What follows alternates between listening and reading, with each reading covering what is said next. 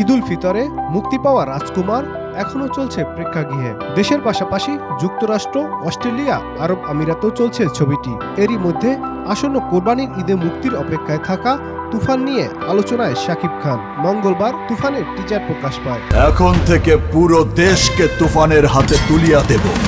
এরপর থেকেই অনলাইনে নেটিজনদের মাঝে শোরগোল পড়ে যায়। দুর্দান্ত অ্যাকশন ধাঁচের এই টিজারটি লুফে নেয় দর্শক। বর্তমানে পশ্চিমবঙ্গে তুফান ছবির শুটিংয়ে ব্যস্ত মেগাস্টার খ্যাত শাকিব খান। আরও কিছুদিন চলবে তুফানের শুটিং। তুফান, খুব ভয় পাইছি রে।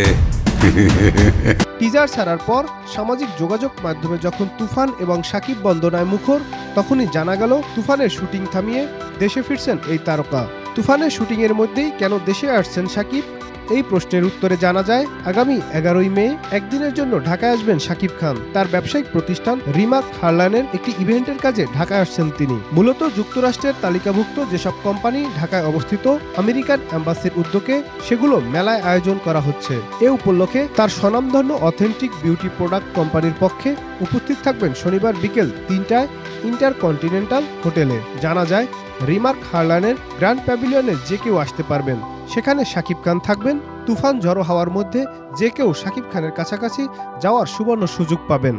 এই আয়োজন শেষ করে আবারও পশ্চিমবঙ্গে উড়াল দিবেন শাকিব খান। তার অভিনীত তুফান ছবিটি আসন্ন কোরবানি ঈদে মুক্তি পাবে। কোনো কিছুতেই বাধা দেয়ার এখতিয়ার কেউ রাখতে পারবে না।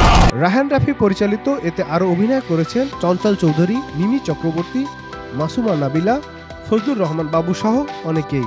Nadim Hasan, Channel I.